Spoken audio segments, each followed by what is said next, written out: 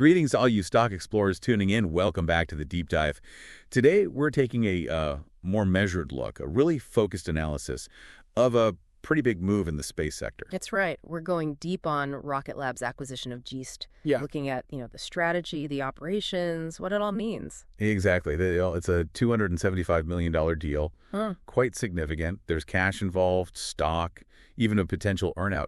We really want to unpack what this means for Rocket Lab's business moving forward. We'll look at the upside, the potential opportunities, but also, any challenges, and maybe highlight some key things for you to watch out for down the line. And we'll try to keep it engaging, using examples to make sense of it all. Okay, so let's dive in. What was the fundamental thinking here? Why acquire a payload specialist like Geost? Well, there are a few layers, but the big one, I think, is vertical integration. Rocket Lab, they started with launch, right? With an Electron. Yeah, the small sat launcher. Exactly, but then they moved into spacecraft photon flatellite. So bringing in Geost, who are experts in electro-optical infrared payloads, or EOIR, that's really the next logical step. It's about becoming a more complete space systems company, capturing more of the value across the whole mission, sort of a single source, potentially. Okay, so it's not just about being a taxi to orbit anymore. They want to build the critical tech inside the satellites, too. Precisely. This is really their formal step into the satellite payload market. They've even created a new product category, optical systems. Yeah. And what's interesting is how this sharpens their focus on the U.S. national security space market. Right, that's a big one. Lucrative, but complex. Very lucrative, yes, and also very demanding.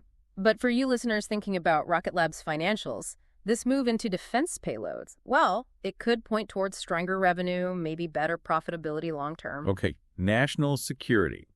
That definitely rings a bell with the Geost's background. So this isn't just about growing, it's about maybe becoming a leader. I heard the term disruptive prime. That sounds ambitious.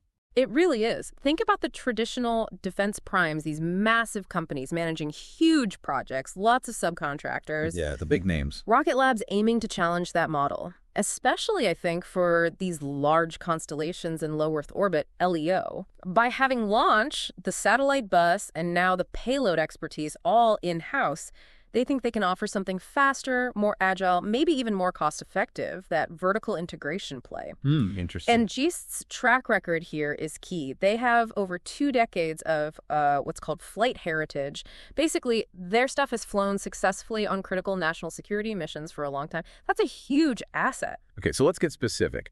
What tech does Geost actually bring to the table? Why are these EOIR payloads so important for, say, the Department of Defense? Right. So Geost's tech lines up directly with some core DoD needs. Their advanced EOIR sensors are crucial for things like missile warning and tracking. Like seeing a launch. Exactly, detecting that heat signature early. Also, for tactical ISR, that's intelligence, surveillance, reconnaissance for operations on the ground. Plus, Earth observation, and even keeping an eye on things in space, which is called space domain awareness. All these things are vital for building those resilient space architectures the DoD is focused on. And EOIR, that's basically seeing in different light spectrums. Heat, visible light. Essentially, yes. Infrared detects heat. Electro-optical works more in the visible and near-infrared. They provide different but complementary ways of seeing things. Can you give us some tangible examples? What are these sensors called, or what do they do? Sure. Geost test systems like the Mercury payloads, those are specifically for missile warning and tracking, finding that infrared signature following the missile. They also make Phoenix fire control payloads. Those help with missile defense across different areas, air, land, sea. And importantly, these systems are designed to be compact, high performance, good fit for smaller satellites. Right, the kind Rocket Lab often works with. So Geost provides the see and track capability for threats. How does that fit into the bigger picture of missile defense? You hear terms like Golden Dome thrown around. Yeah, good question. If you think about missile defense like a chain, first see the threat, then track it, then, well, neutralize it. Geost is really focused on those first 2 steps, the seeing tracking. Having that early detection and precise tracking data is absolutely fundamental for any effective defense system, especially now with, hypersonic threats emerging. Faster, harder to track threats. Precisely. So Rocket Lab, by bringing Geost in, can now play a bigger role in what the military calls the find, fix, track, and target part of the kill chain. Okay. And connecting that to Golden Dome and the Space Development Agency's tracking layer, how does Geost fit there? This really gets to their market positioning. This acquisition positions Rocket Lab much more strongly to compete for contracts tied to these big proliferated space architectures. Golden Dome is this concept for a layered missile defense system, and the SDA, the Space Development Agency, is building its proliferated warfighter space architecture, which includes a specific tracking layer for global missile warning. And Geost is already involved there. They are. They're currently a subcontractor for the SDA's Tranche 2. So the ambition now is for Rocket Lab to step up from being just a supplier, maybe, to delivering the whole package. That seems to be the goal. They're talking about offering a whole Golden Dome solution to the DoD. Imagine integrating Geost's payloads onto their Photon or Flatellite satellite buses and then launching them on their own rockets. That's the vision. A complete package deal. Exactly. And the market opportunity looks significant. The FY25 budget request for these kinds of missile tracking satellites, we're talking potentially billions over the next few years. So Geost really solidifies their ability to be that end-to-end provider. Launch, satellite, components, payload, even managing it in orbit, a kind of one-stop shop. That makes sense strategically. Oh, well. Moving away from just relying on launch services, which must be incredibly competitive, is this also about getting into higher profit territory? I think that's a major driver, yes. Moving into these specialized, higher-margin defense payload areas that should theoretically improve their overall profitability compared to just launch. Which can be a tough business. It can be. Now, we don't have specific margin numbers, but generally, advanced defense tech like this commands higher margins. It also lets them compete more effectively against the bigger defense contractors, at least in certain niches. Offering that integrated, maybe faster, potentially cheaper solution could be really appealing, especially with the DoD pushing for more agile procurement. And the market seems to like it. I saw their stock jumped. It did, quite significantly, which suggests investors see the strategic value here. It enhances their credibility for these DoD payload services. One thing to maybe keep an eye on, though, there's an ongoing lawsuit between Geost and Aerospace. Just a potential complexity, something observers will watch. Details are scarce, but it's out there. Right. Always complexities. Okay, let's touch on the financials again. $275 million.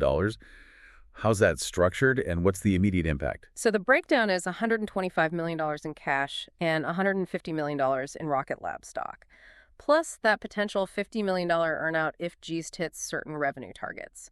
Financially, Rocket Lab expects it to be neutral to maybe slightly positive for their adjusted EBITDA in the second half of 2025. Which suggests Geost is already pretty stable financially. It seems so, yeah. And Rocket Lab looks to be in a good spot financially themselves, enough cash on hand for that cash part of the deal. And like we said, it's a strategic play for those higher margins, better long-term profitability than just launch alone. And that market cap increase post-announcement really underscores the positive investor view well beyond the deal's cost. Okay, and operationally, what changes? Integrating a whole new company isn't trivial. No, it's not. Operationally, they're bringing on about 115 Geost employees. These are highly skilled people with that specialized EOIR expertise.